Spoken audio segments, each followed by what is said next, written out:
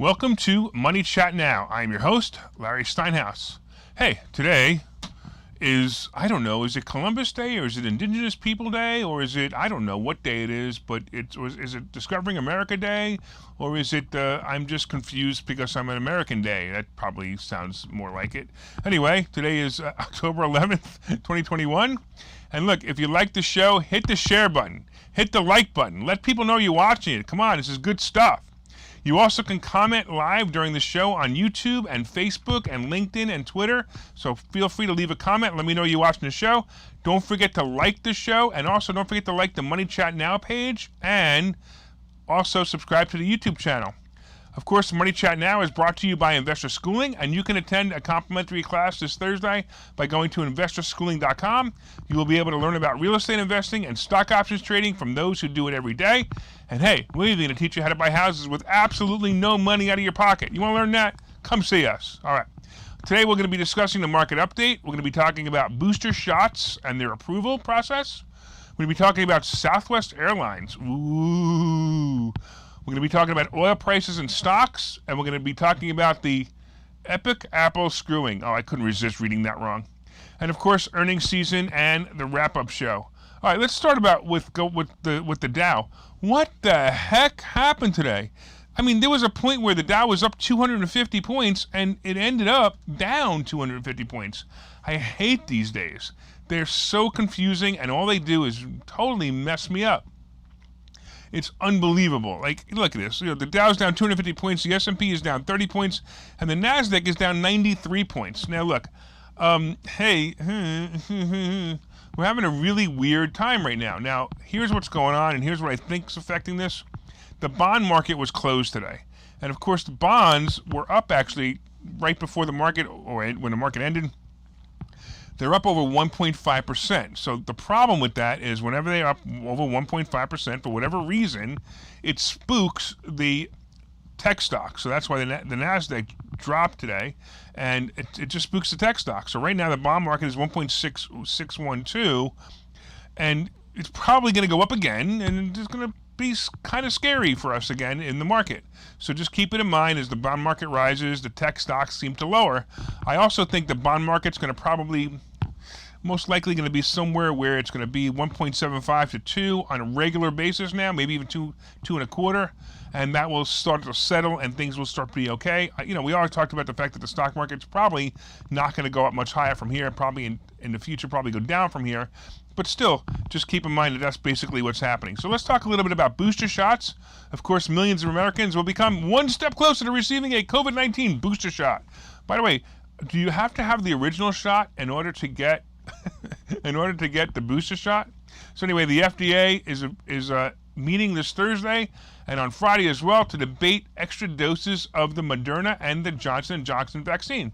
The FDA vaccines and Regulated Biological Products Advisory Committee meetings come less than a month after U.S. regulators authorized COVID booster shots of Pfizer and BioNTech's vaccine to a wide array of Americans, including the elderly, adults with underlying medical conditions, and those who work in high-risk settings like, check it out, healthcare and grocery stores. Whatever. Members and an independent committee by the FDA and Centers for Disease Control and Prevention said that this time they're frustrated that only Pfizer recipients would be eligible to get extra shots, leaving out millions of Americans who got Moderna or J&J shots. So basically Pfizer's allowed to do it, and of course Moderna and J&J are not allowed to do it. I mean, look, it's real simple. It's simply not fair that if one company can benefit, that only one company can benefit financially. Let's make sure that all the players are making their fair share of profits from this scandemic. Let's spread the wealth to J&J and Moderna too. So let's talk about what that means for J&J and Moderna. I believe it's good news for the stock. I already jumped into J&J last week when it went below 160, and I believe that when the news hits that the booster shot gets approval, the stock will temporarily pop, making it a great stock option play. So if it was down today, and I haven't looked, my apologies, but if it's down today, I might suggest to get in. Let's talk a little bit about Southwest Airlines. So last week we talked about how companies from CVS Health to Tyson Foods to Walmart have adopted the vaccine mandates for workers, and they're super excited about it. Most of the employees are in compliance because of the fear of losing their job. There are some other industries like healthcare and airlines, and they also are mandating it, but they're having their employees walk off the job or allowing themselves to get terminated because they don't want the shot. This is interesting.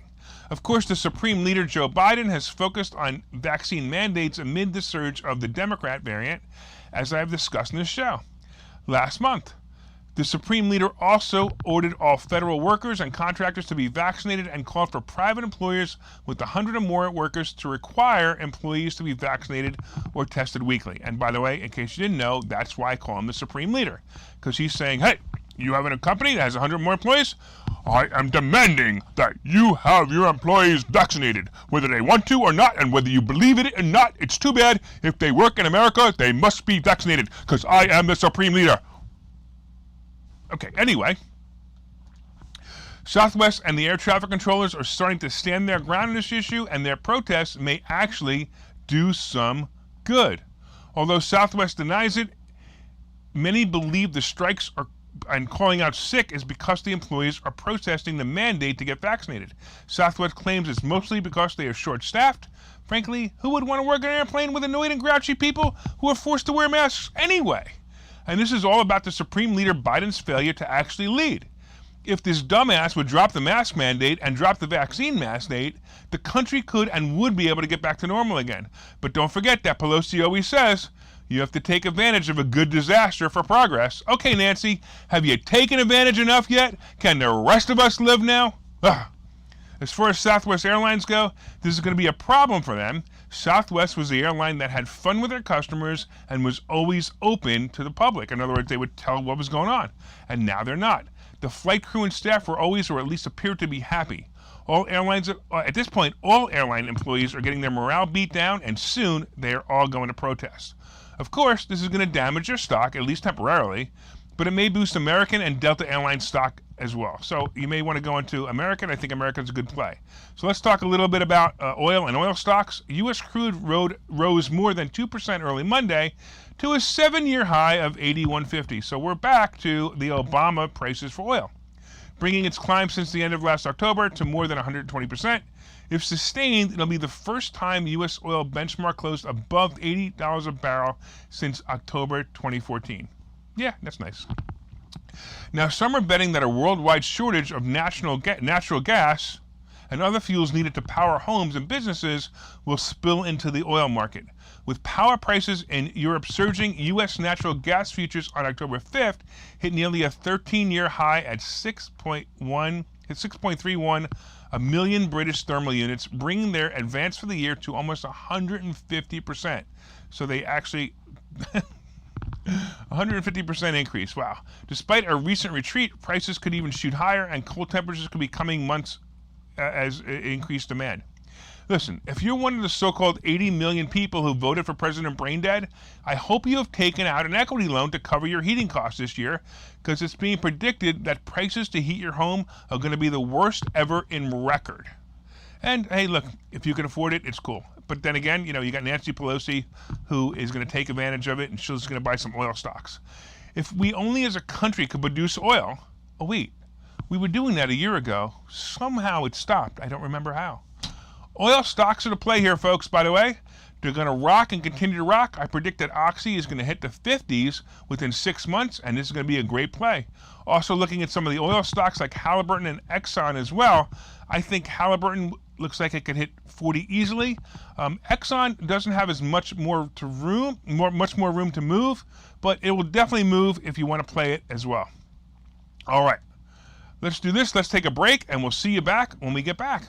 Okay, so you've thought about investing in real estate, houses, apartment buildings, properties, but don't really know where to start? Well, what if you could very easily learn how to gain strategies to use other people's money to buy and sell houses in the Philadelphia area? If you could learn and network with successful area real estate investors and how to produce monthly income on rental properties without headaches, that place is Investor Schooling. With Investor Schooling, you'll learn from two Philadelphia area rockstar real estate investors, Phil Falcone and Larry Steinhouse, about how to buy and sell properties the easy way and teach you basic and advanced techniques to help you make money in real estate. You can attend Investor Schooling in person or online visual classes 8 times a month. You can and will learn how to make money in real estate. Call for free information and get a complimentary pass to one of these classes. But don't delay, as these complimentary passes are limited. Call the number on your screen now or visit investorschooling.com. investorschooling.com.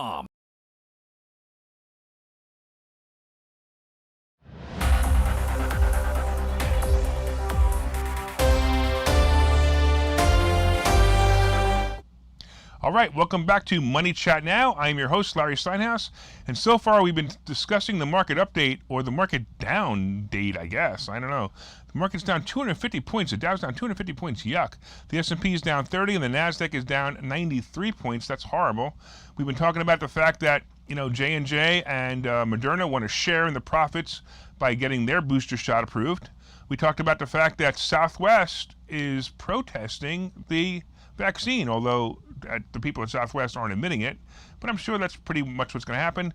We also talked about oil prices and stocks, and by the way, Tommy, who's watching on Facebook, he said, water heating bills going up, natural gas futures being blamed, thanks President Braindead. I'm so glad that that's working, President Braindead. I made that up, so I'm so glad other people are adopting it and using it. All right. Also, we'll be talking in a couple of minutes. We'll be talking about Apple screwing Epic. We'll be talking about earnings season, the wrap-up. So let's talk a little bit about Apple and what's going on. Looks like my report on Apple being forced to allow apps to sell other services inside of paid-for apps was premature. The case of Epic Games and Apple continues. The case goes something like this. Epic Games has several games that they are trying to sell to their existing customers from links within their game app, which was sold on the Apple Store, so on the Apple App Store.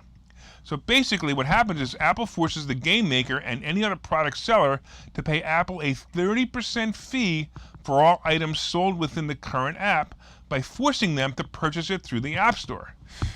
Well, Epic won a partial victory about 3 weeks ago in court, but Apple has asked for a stay and filed an appeal. Look, I got to be honest with you. I'm a capitalist through and through, but this is one of those places that I feel is definitely an unfair practice. We will see how it ends up, but Apple stock moved up today on the news, and then it kind of fell back down a little bit, whatever. But I will report more about it as the details come out. This may be a case that goes on for years, so I wouldn't bet on either stock to win or lose, and in the end, it simply won't matter anyway. Apple is too big to even notice this small piece of revenue decline, even if Epic wins, and Epic at this point is the only company that's really fighting it, and they don't have the support to win, so we kind of need other people to fight it if they really wanted to win.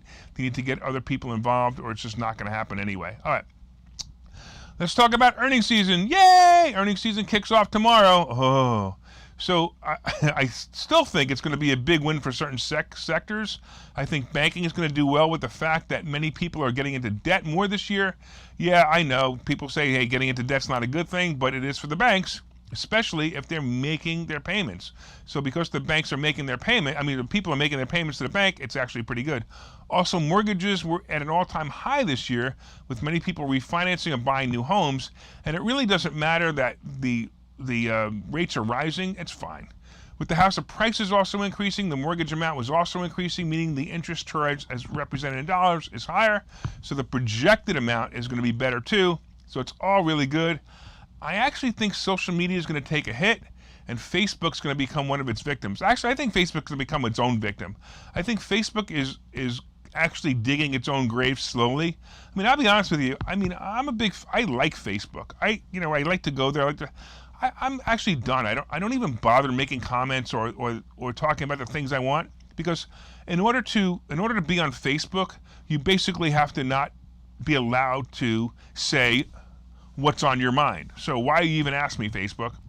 And also, Facebook was in the news a lot with the Wall Street Journal's Facebook files, and of course it caused it to drop 15% from its highs, and right now it's right around 330-ish, and I believe Facebook stock will climb with earnings, but after earnings it may be a different story.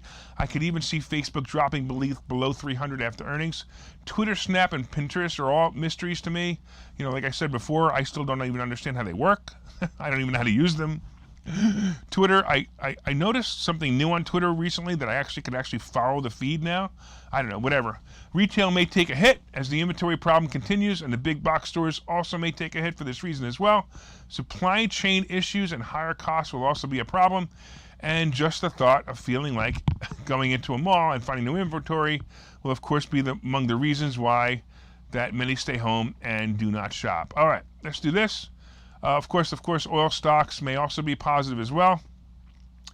And Halliburton are some of my plays here. All right, let's do this real quick. Let's take a break, and we'll come back. Investor schooling needs a new slogan. Investor schooling? Never heard of. Investor schooling? Never heard of them. Investor schooling? Never heard of them. Any suggestions? Phil? Investor schooling. We never heard of you either. Investor Schooling. We never heard of you either. Register for a free class at investorschooling.com.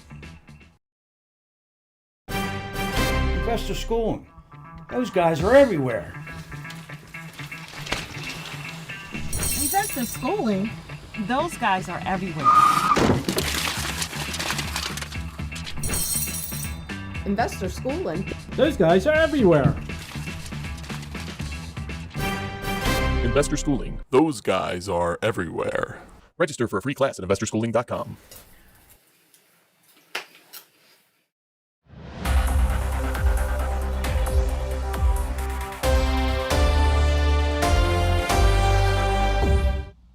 All right, welcome back to Money Chat Now. I'm your host, Larry Steinhouse, and we've been talking about this terrible market today. I don't know what happened. It was up 250 points. Now it's down 250 points.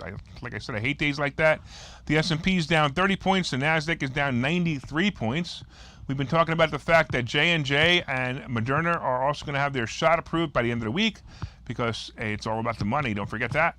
We talked about the fact that Southwest is canceling flights, and they're canceling flights because we believe the employees are protesting the vaccine mandates. And of course, they're protesting after forcing people how to wear masks. Stop it already! With this idiot in the White House, just stop it already. Let people go back to life. Annoying people, damn it. We talked about the fact that oil prices are going up because of President Brain Dead once again. And of course, the stocks are going to be good stocks because that's what Biden invests in. He invests in oil. All right, we also talked about the fact that Apple and Epic are still in their battle to not allow Apple to charge inside their app store. And we talked about the fact that it's earnings season. So as we said before, earnings season starts tomorrow. I'm a little concerned that the bond market was closed today for whatever holiday it was. Again, I don't know what holiday it was. It was something, I don't know. It was, I don't know, whatever. The bonds are moving up fast, and it's a little scary.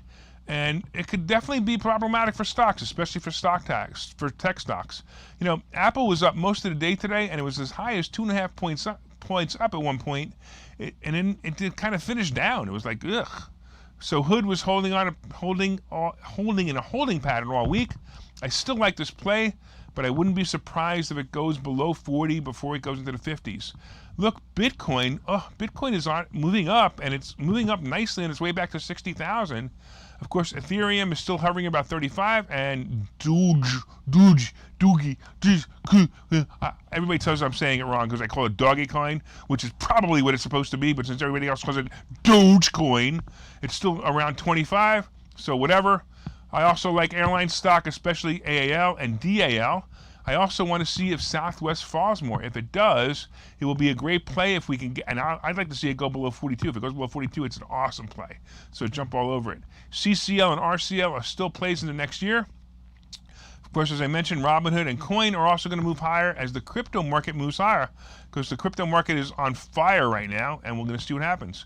Look, if you've been watching this show, we've been giving you great stock market tips, and we also received some feedback that many have made money with them. Hey, look, do me a favor, put a comment up and let me know that you made any money or that you are paying attention to some of these stock tips and watching them play out.